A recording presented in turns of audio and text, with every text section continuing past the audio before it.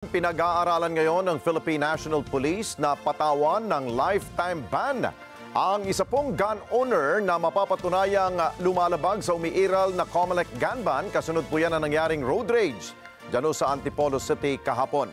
Ginawaran naman ng parangal ng PNP ang mga pulis na mabilis na rumisponde at nakaaresto dito sa suspect. Kunin natin ang live report ni Mar Gabriel.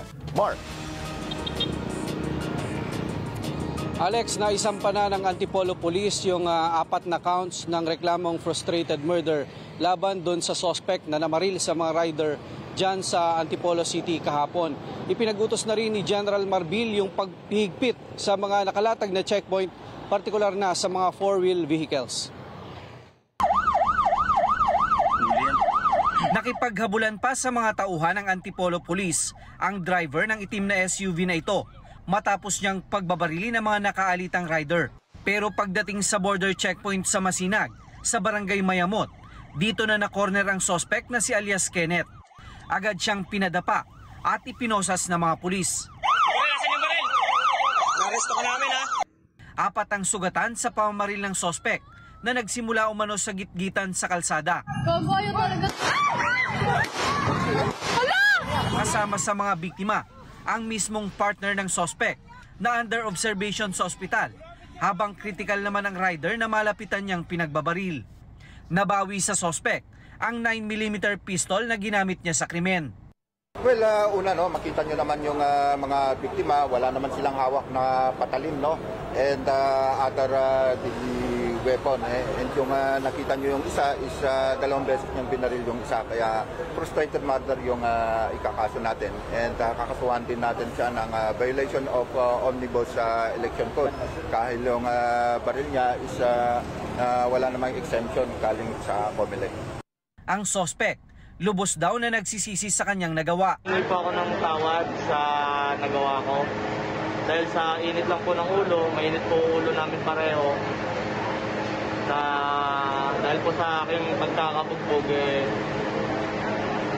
nawala na po ako sa aking sarili dahil masakit na po yung nararamdaman ko . Kaninang umaga, personal na pinuri at pinasalamatan ni PNP Chief General Romel Francisco Marbil ang mga pulis na mabilis na rumisponde at umaresto sa suspect. 8 sa kanila ang ginawaran ng medalya ng kagalingan. Alam mo, nabibilip talaga ako sa mga pulis natin. Ito lang po ang masasabi ko lang, wala po kaming holiday, wala po kaming Saturday, Sunday night. Ito po nangyari po ng Sunday po ngayon to. And makikita mo, Sunday ng 5 o'clock in the afternoon, nakada niyo po natutulog ang pulis. Wala po, isa lang po makikita mo, ang pulis po alerto any time of the day. Ito po yung pangako namin sa inyo na sa Bagong Pilipinas, ang gusto ng pulis, ligtas ka. We thank the social media people, kasi nga kung dahil sa kanila, and di namin na nakarating sa amin yung, kaya mabilis yung reaction natin kasi unang-una may regular tayong checkpoint. As you could see doon sa video. Dahil sa insidente, ipinagutos na ni General Marbil ang pagpapaigting ng mga nakalatag na COMELEC checkpoint. Hihigpitan na rin ang inspeksyon sa mga four-wheel vehicles sa tulong ng mga taga-highway patrol group. Once we, sabi ko, doon sa checkpoint po natin, binabago po natin, sabi ko, i-random check yung pan-check ng mga sakyan. Kasi once we check all the sakyan, it will cause so much traffic. But ang sabi ko, let us be fair with the motorcycle and the four-wheel drive. Kaya nga po, pinasasama ko po yung highway patrol right now sa checkpoints po natin. Pinag-aaralan na rin ng PNP ang pagpapataw ng lifetime ban sa mga gun owner na mauhuling lumalabag sa umiiral na COMELEC gun ban. Yun po yung gusto natin. Remember, ito, dapat hindi nangyayari ito sa ganitong dapat walang baril ngayon. Kaya nga kami nagulat, of course, ito po yung nangyayari sa atin. Alex, muling nagpaalala ang pulisya sa mga motorista na manatiling mahinahon sa kalsada para masiguro na makauwi ng ligtas sa kanilang pamilya. Alex? Okay, Mar, kanina nakausap ko si Colonel Manongdo at ang sinasabi niya, tinanong ko kasi bakit frustrated murder ang ikinaso niyo doon sa kay alias Kenneth. Ang sagot niya sa akin, tila nagkaroon daw ng excessive use of his firearm, parang 8 gunshot daw yatang pinaputok nitong suspect. paano ba matutukoy? Dahil kung pagbabasehan mo yung panimulang pangyayari hanggang sa ending, tila parang napag-aralan ba ng pulis kung ano ba ang punot dulo ng away?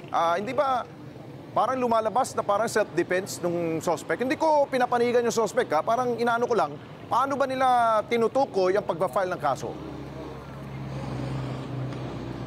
Alex, alam mo, dun sa kabuuan ng kwento, no, base dun sa mga nakuha na rin na video na nakapost ngayon sa social media, bago yung pamamaril, nagkaroon ng komosyon, nagkaroon ng palitan ng suntok sa magkabilang panig hanggang mauwi dun sa pagpapuputok nga ng baril. Actually, bago pa yung pamamaril, nakasukbit na yung baril doon sa bewang nitong suspect at hindi niya agad ginamit yan. No? Actually, suntukan pa siya ng mano-mano dito sa mga suspect at nung huli na lang ay ginamit niya itong baril. Yung kaso, yung pagsasampa ng kasong frustrated murder, ang sinasabi ng regional director ng Region 4A, no, na si General Lucas, wala naman daw na armas na bitbit yung mga biktima, no, nung hinarap siya ng mga ito.